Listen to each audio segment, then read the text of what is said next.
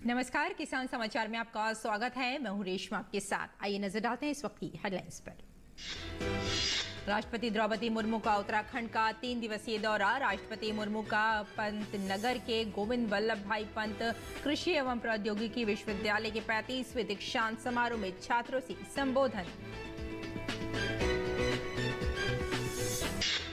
प्रधानमंत्री Narendra Modi vocal for local के मंत्र के सहारे आत्मनिर्भर भारत अभियान में जन जन को जोड़ने के लिए प्रयासरत। छोटे और स्थानीय कारीगरों व्यवसायियों को विभिन्न योजनाओं से दे रहे हैं आर्थिक व तकनीकी सहयोग। स्थानीय कारीगरों और उत्पादों की करेंगे ब्रांडिंग। राजधानी दिल्ली में बढ़ते वायु प्रदूषण के कारण लोग परेशान। केंद्रीय प्रदूषण नियंत्रण बोर्ड के अनुसार दिल्ली में वायु गुणवत्ता सूचकांक गंभीर श्रेणी में। 13 से 20 नवंबर तक ऑड इवन लागू। एहतियात के तौर पर 10 नवंबर तक स्कूल बंद रखने का भी आदेश। सुप्रीम कोर्ट ने पराली जलाने की घटनाओं पर पंजाब सरकार को लगाई फटकार। मौसम विभाग की वीरवार तक केरल, तमिलनाडु और पुडुचेरी में तेज बारिश की संभावना। रॉयल सीमा और दक्षिण कर्नाटक में भी हो सकती है तेज वर्षा। अगले 7 दिनों के दौरान अंडमान और निकोबार द्वीप समूह में कुछ स्थानों पर हल्की से मध्यम वर्षा की भी संभावना। और अब समाचार विस्तार से। राष्ट्रपति द्रौपदी मुर्मू उत्तराखंड के 3 दिवसीय दौरे पर हैं। राष्ट्रपति मुर्मू ने पंतनगर के गोविंद वल्लभ पंत कृषि एवं प्रौद्योगिकी विश्वविद्यालय के 35वें दीक्षांत समारोह में छात्रों को उपाधियां प्रदान की। दीक्षांत समारोह में वर्ष 2022-23 में पाठ्यक्रम पूरा कर चुके 1041 विद्यार्थियों को उपाधियां प्रदान की गईं। इनमें 626 स्नातक, 310 स्नातकोत्तर और 105 पीएचडी की उपाधियां शामिल हैं।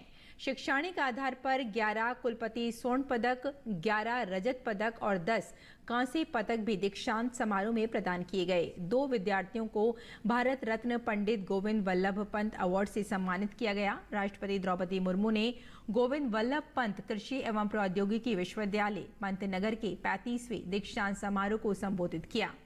उन्होंने कहा कि देश के पहले कृषि विश्वविद्यालय ने कृषि के क्षेत्र में अमूल्य योगदान दिया है।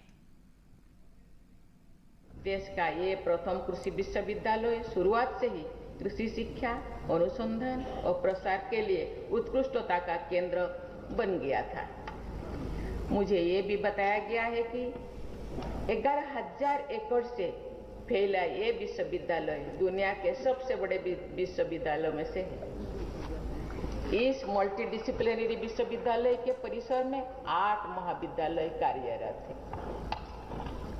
पंतनगर कृषि विश्वविद्यालय के एक उत्कृष्ट ब्रांड के रूप में जाना जाता है। राजधानी दिल्ली में बढ़ते वायु प्रदूषण के कारण लोग काफी परेशान हैं। केंद्रीय प्रदूषण नियंत्रण बोर्ड के अनुसार दिल्ली में वायु गुणवत्ता सूचकांक गंभीर श्रेणी में बना हुआ है। मौजूदा हालात को ध्यान में रखते हुए कई कदम उठाए जा रहे हैं। 13 से 20 नवंबर तक ऑड इवन लागू किया गया है। वहीं एहतियात के तौर पर 10 नवंबर तक स्कूल बंद रखने का भी आदेश जारी किया गया है। दिल्ली एनसीआर में लगातार बढ़ रहे प्रदूषण को लेकर सुप्रीम कोर्ट का रुख काफी सख्त हो गया है। पराली जलाने की घटना रोकने में नाकाम पंजाब सरकार को भी कड़े शब्दों में निर्देश जारी करते हुए कहा कि पराली जलाने पर तुरंत रोक लगानी चाहिए। साथ ही वाहनों की ऑड इवन व्यवस्था को लेकर भी सुप्रीम कोर्ट खुश नहीं है। इस नीति को दिखावा बताते हुए अदालत ने कहा कि दिल्ली सरकार पहले भी ये पॉलिसी लेकर आई थी, पर क्या ये कामयाब हो पाई है? मामले पर कदम उठाने के बजाय राजनीति करने को लेकर सर्वोच्च अदालत ने कहा कि हर समय राजनीतिक आरोप प्रत्यारोप नहीं हो सकते। हम चाहते हैं कि पराली जलाना रोका जाए। हम नहीं जानते कि आप इसे कैसे करते हैं, लेकिन ये रुकना चाहिए। लगातार बढ़ रही पराली जलाने की घटना पर सुप्रीम कोर्ट ने कहा कि पराली जलाना बंद होना चाहिए और अभी ऐसा लगता है कि इसे रोकने की कई गंभीर कोशिश नहीं की जा रही है। अदालत ने कहा कि साल दर साल दिल्ली के लोगों को खराब वायु गुणवत्ता का शिकार होना पड़ता है और इसका सेहत पर बुरा असर पड़ता है। पंजाब सरकार भले ही लाख दावे करे, लेकिन राज्य सरकार पराली जलाना नहीं रोक पाई। कोर्ट ने पंजाब से कहा कि पराली जलाने पर तुरंत रोक लगनी चाहिए। हम आज ही निर्देश जारी कर रहे हैं। साथ ही स्थानीय प्रशासन पर जिम्मेदारी डालते हुए कहा कि एसएचओ सुनिश्चित करें कि उनके इलाके में पराली नहीं जलाई जाए। साथ ही दिल्ली सरकार को भी निर्देश दिए कि वो सुनिश्चित करे कि कूड़ा नहीं जलाया जाए। कोर्ट ने कहा कि कैबिनेट सचिव अभी राज्यों से मीटिंग करें ताकि प्रदूषण पर लगाम के लिए जरूरी कदम उठाए जा सकें। दिल्ली पॉल्यूशन कंट्रोल कमेटी के चेयरमैन को अगली सुनवाई में व्यक्तिगत रूप से पेश होने को कहा गया है और मामले की अगली सुनवाई शुक्रवार को होगी। बता दें कि पंजाब में पिछले 2 महीनों में धान की कटाई का मौसम शुरू होने से लेकर अब तक खेतों में पराली जलाने की लगभग 12,000 से अधिक घटनाएं सामने आई हैं। प्रशासन ने केवल 973 घटनाओं में ही कार्रवाई की है और पर्यावरण मुआवजा लगाया है।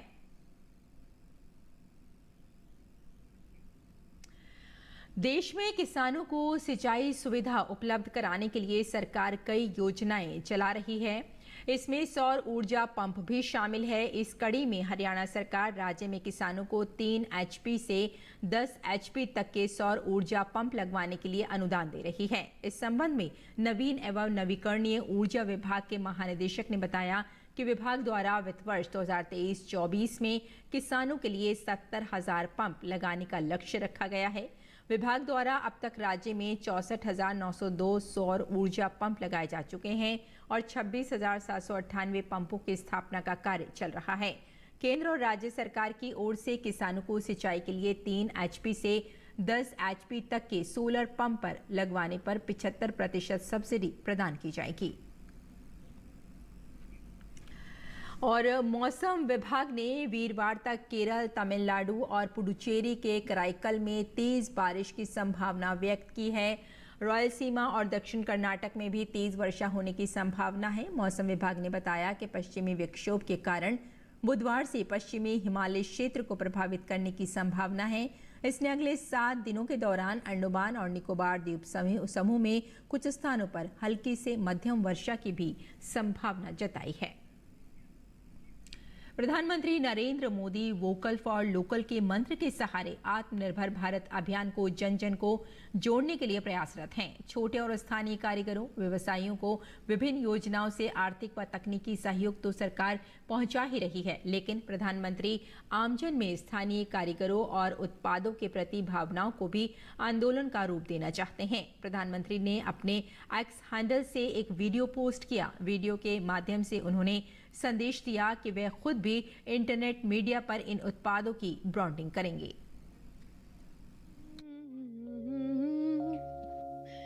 सोशल मीडिया का युग है जहां हर कोई स्टोरी टेलर है। सोचिए अगर हमने किसी अपने की स्टोरी डाल दी और उसकी जिंदगी एकदम ब्लॉकबस्टर हो जाए तो कितना अच्छा रहेगा ने? अरे दिवाली है, बहुत सारा काम पड़ा है, चलिए चलते चलते बातें करते हैं। अरे वाह, कितनी बढ़िया रोशनी है। कहाँ से ली? वो अपनी मनीषा काकी है ना, उनके यहाँ से ही लिया है। ओह, सभी का घर करे रोशन, कलानगर की मनीषा काकी। Hashtag vocal for local. सुनिए वो, अरे वाह, कुर्ता तो बहुत अच्छा है स्मार्टू। यस वैसे तुम्हारी साड़ी भी बहुत अच्छी लग रही है मिसेस स्मार्टू, है ना? राज की बात बताऊं, हम दोनों को स्मार्ट पता है कौन बनाता है? कौन? अपने श्याम ब्रदर्स। अच्छा, yes. Selfie. Oh of course. Smile. सबको स्मार्ट बनाए। हैशटैग अपने Shyam brothers. Hashtag vocal for local. समझ के आत्मनिर्भर बनिए, मेरे फोन की तरह। अपने देश में मैन्युफैक्चर हुआ है ये फोन। हैशटैग आत्मनिर्भर भारत।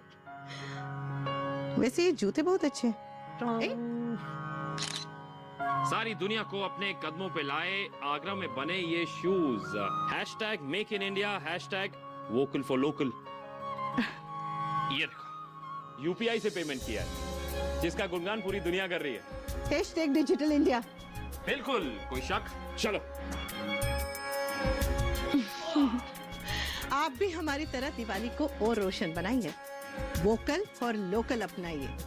साथियों, हमारे त्योहारों में हमारी प्राथमिकता हो वोकल फॉर लोकल और हम मिलकर उस सपने को पूरा करें। हमारा सपना है आत्मनिर्भर भारत।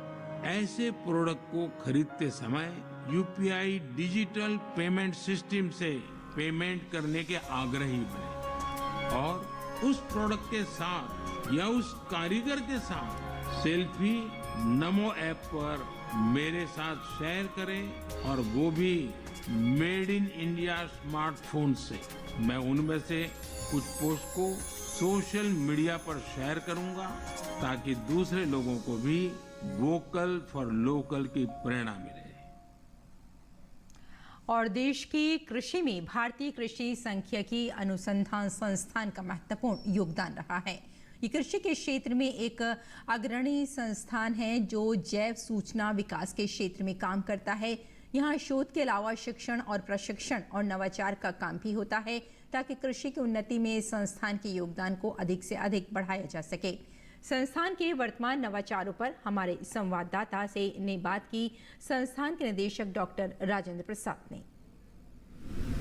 भारतीय कृषि सांख्यिकी अनुसंधान संस्थान का कृषि क्षेत्र में शोध, अनुसंधान, प्रशिक्षण और अन्य तरह के कार्यों में महत्वपूर्ण योगदान रहा है। क्या इस संस्थान का इतिहास और भविष्य में इसकी कार्यनीति, इन सभी विषयों पर बात करने के लिए संस्थान के निदेशक डॉक्टर राजेंद्र प्रसाद हमारे साथ मौजूद है। आइए बात करते हैं। सर, भारतीय कृषि सांख्यिकी अनुसंधान संस्थान कब बना था और इसका इतिहास क्या है? भारतीय कृषि सांख्यिकी अनुसंधान संस्थान 1930 में एक सांख्यिकी अनुभाग के रूप में उस समय के imperial council of agriculture research में शुरू हुआ था। 1945 में स्टैटिस्टिकल ब्रांच, 1949 में स्टैटिस्टिकल विंग होते हुए 2 जुलाई 1959 को इसको संस्थान का दर्जा प्राप्त हुआ और इसको उस समय institute of agriculture research statistics कहा जाता था। और प्रेजेंट नाम जो हमारा भारतीय कृषि सांख्यिकी अनुसंधान संस्थान, ये 1 जनवरी 1978 को मिला। हम इस संस्थान में सांख्यिकीय विज्ञान के विषय में शोध, अध्यापन एवं प्रशिक्षण कार्यक्रम करते हैं। इस संस्थान को बनाने में कौन कौन से वैज्ञानिकों का और जो उस समय के जो शोधार्थी थे, स्टैटिस्टिकल वैज्ञानिक थे, उनका योगदान है? 2 महानुभाव प्रोफेसर पीवी सुखात्मे और प्रोफेसर वीजी पासे का इस संस्थान को की नींव बनाने में और सारे आगे के कार्यक्रम विकसित करते हुए और उसको अंतर्राष्ट्रीय ख्याति प्राप्त करने में काफी योगदान रहा है। किसानों के लिए यहाँ कौन कौन से मुख्य कार्यक्रम और नवाचार से संबंधित अनुप्रयोग आप कर रहे हैं? देखिए, पहला तो ये है कि किसान हमारा इनडायरेक्ट बेनिफिशियरी है। जो हम सांख्यिकी विधियां देते हैं उनसे जितनी कृषि प्रौद्योगिकियां विकसित होती हैं उनके पीछे सांख्यिकीय वैध निष्कर्ष निकालने में सांख्यिकीय विधियों का बहुत ही बड़ा महत्वपूर्ण योगदान है। दूसरा, जो हम विधियां देते हैं और राष्ट्रीय स्तर पर जिनसे आंकड़े एकत्रित होते हैं उनसे नियोजन करने में, प्लानिंग करने में सहायता मिलती है। ये तो इनडायरेक्ट बेनिफिट हो गया। फार्मर के लिए डायरेक्ट बेनिफिट के लिए अभी हमने जो डिजिटल हमारे माध्यम है उसके माध्यम से हम फार्मर तक, किसान तक पहुंच रहे हैं। बहुत सारे हम प्रशिक्षण कार्यक्रम अटारी और कृषि विज्ञान केंद्रों की सहायता से डिजिटल सर्विसेज जो हैं उन पर किसानों के लिए कर रहे हैं।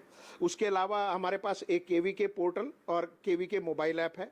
केवीके पोर्टल और केवीके मोबाइल ऐप के थ्रू जितने कार्यक्रम कृषि विज्ञान केंद्रों में होते हैं उनकी जानकारी किसानों तक पहुंच जाती है और किसान उसका लाभ उठाते हैं। एक तो ये है। दूसरा, हमने जो है डिजिटल इंडिया कॉर्पोरेशन मैटी के साथ मिलकर 16 जुलाई 2021 को एक नया पोर्टल चालू किया है जो कि किसान सारथी है। किसान सारथी में अभी तक 1 करोड़ से ज्यादा किसान रजिस्टर्ड हो चुके हैं। इसका जो मुख्य उद्देश्य है किसान सारथी शुरू करने का वो है किसानों के साथ द्विपक्षीय वार्ता करना। हमने आजकल आर्टिफिशियल इंटेलिजेंस की बहुत ज्यादा बात हो रही है, तो आर्टिफिशियल इंटेलिजेंस को यूज करके एक disease identification system for crops एक मोबाइल ऐप बनाई है जिसमें चाहे हमारा एक्सटेंशन वर्कर हो चाहे किसान हो, अगर वो खेत में एक पौधे की फोटो लेके उस पे अपलोड करेगा तो 19 फसलों के 50 रोगों का सही निदान,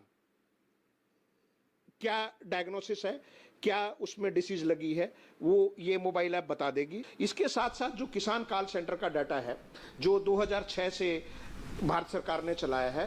तो ये भारतीय कृषि सांख्यिकी अनुसंधान संस्थान के निदेशक डॉक्टर राजेंद्र प्रसाद, जिनका मानना है कि संस्थान द्वारा एक और जहाँ कृषि सांख्यिकी में शोध का कार्य हो रहा है वहीं दूसरी ओर शिक्षण और प्रशिक्षण के अलावा किसानों के लिए नए नए अनुप्रयोग कर नवाचार का काम भी हो रहा है।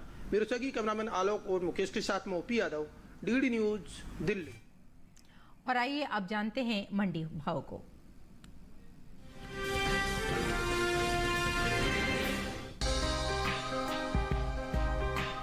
सप्ताह के पहले दिन सोमवार को गेहूं की उपज में अहम स्थान रखने वाले राज्यों की मंडियों में गेहूं के भाव में मिला जुला रुख रहा।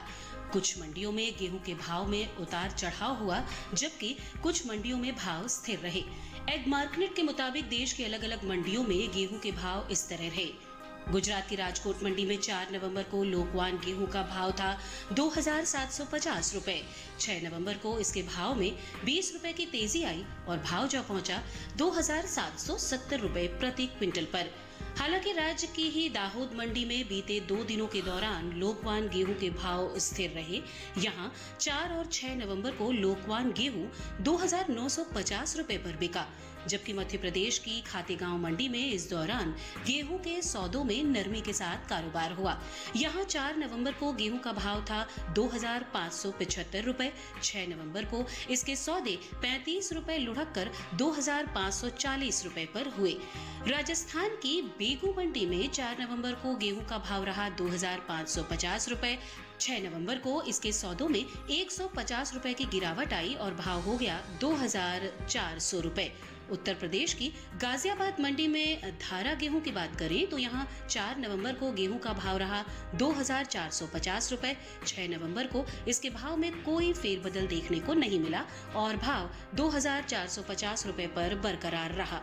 गेहूं की उपज की बात करें तो इस साल देश में घरेलू स्तर पर रबी गेहूं की पैदावार रिकॉर्ड स्तर पर जा सकती है, जिसका असर गेहूं के बाजार भाव पर पड़ता दिख सकता है। कृषि मंत्रालय के तीसरे अग्रिम अनुमान के मुताबिक साल 2022-23 के दौरान देश में रबी गेहूं की उपज 1,127.43 लाख टन अनुमानित है, जो पिछले साल के उत्पादन की तुलना में 50.01 लाख टन अधिक है। वहीं बीते साल इस दौरान रबी गेहूं की पैदावार 1,077.42 लाख टन रही थी।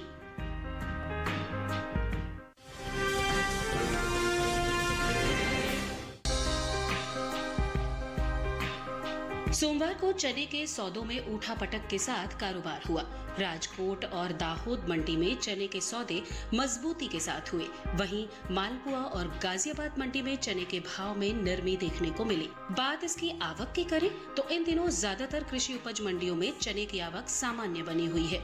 गुजरात और उत्तर प्रदेश सहित दूसरे राज्यों की मंडियों में 4 अक्टूबर को चना बिकवाली के लिए पहुंचा।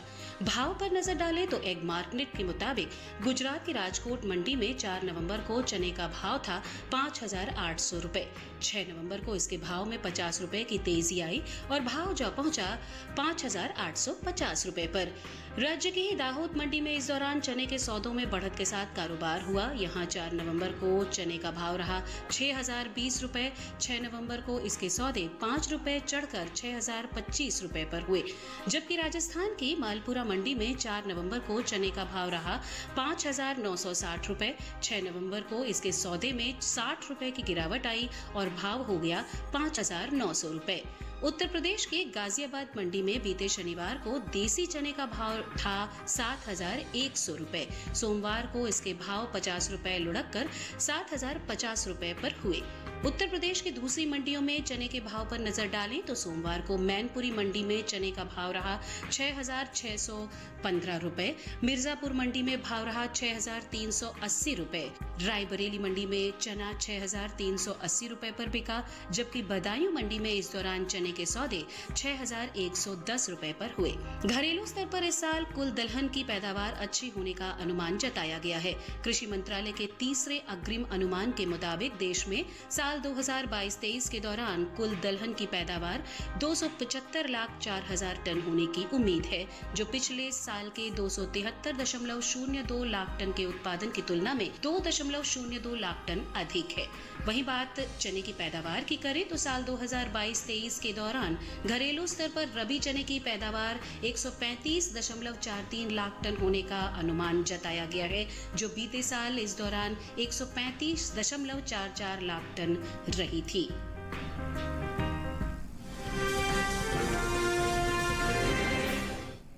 और आइए अब जानते हैं कि किसान इस मौसम में कैसे रखें अपनी खेती का ख्याल।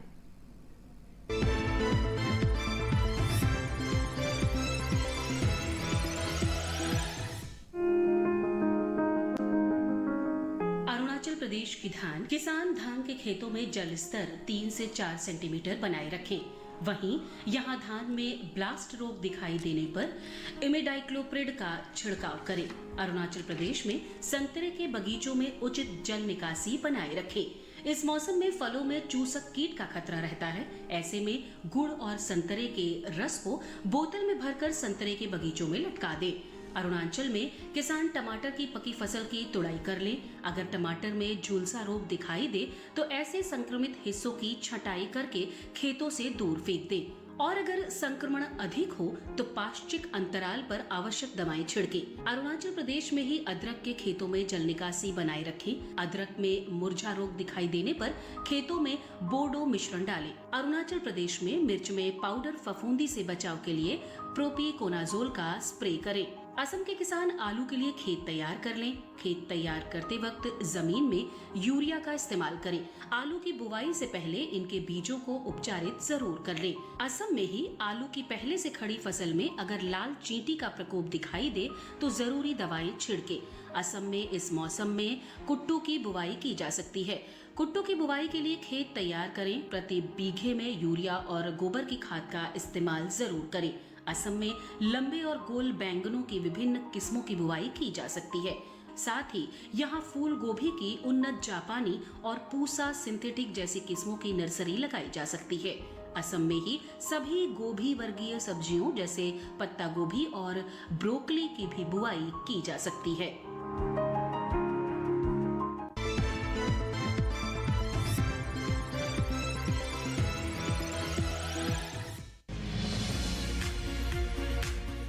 इस समय पालक की बुआई की जा सकती है।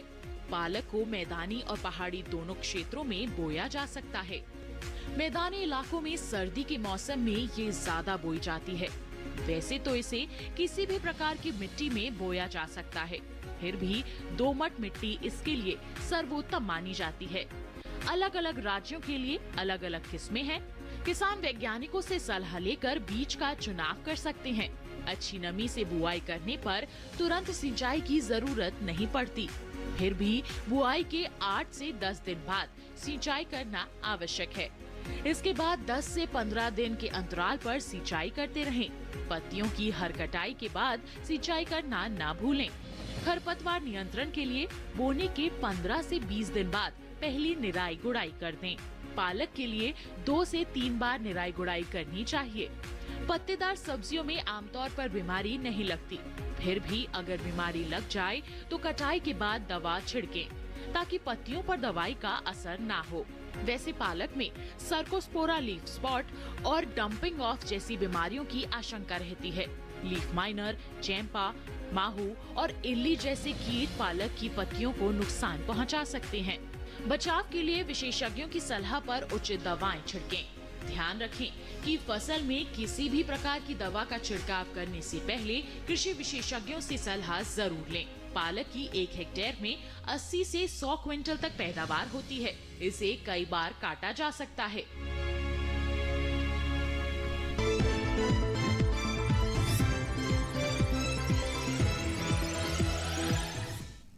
और खेती किसानी के साथ साथ आइए नजर डाल लेते हैं कुछ और महत्वपूर्ण खबरों पर। खास खबर में प्रधानमंत्री नरेंद्र मोदी ने छत्तीसगढ़ के विश्रामपुर में एक जनसभा को संबोधित किया। प्रधानमंत्री नरेंद्र मोदी ने कांग्रेस पर हमला बोलते हुए कहा, जब जब कांग्रेस सरकार में आती है तब तब देश में आतंकवादियों और नक्सलियों के हौसले बढ़ जाते हैं। मिजोरम विधानसभा चुनाव में मुख्यमंत्री जोरमथांगा ने आइजोल उत्तर द्वितीय विधानसभा क्षेत्र के अंतर्गत 19 आइजोल वैंगलाई वई IMA हॉल मतदान केंद्र पर अपना वोट डाला। मध्य प्रदेश के मुख्यमंत्री शिवराज सिंह चौहान ने कांग्रेस महासचिव प्रियंका गांधी वाड्रा के इंदौर दौरे को नाटक बताया है। उन्होंने कहा कि प्रियंका गांधी और राहुल गांधी दोनों भाई बहन लगातार झूठ बोलते हैं और इस कदर झूठ बोलते हैं कि कांग्रेस शासित राज्यों की नाकामियां, घोटाले और घपले व दूसरे राज्यों की सरकारों पर मढ़ देते हैं। तेलंगाना विधानसभा चुनाव के लिए बीजेपी ने चौथी सूची जारी की है। बीजेपी ने इस सूची में 12 उम्मीदवारों के नामों का ऐलान किया है। दिल्ली हाईकोर्ट ने दिल्ली आबकारी नीति मामले में प्रवर्तन निदेशालय द्वारा गिरफ्तार कारोबारी अमित अरोड़ा की अंतरिम जमानत पर फैसला सुरक्षित रख लिया है।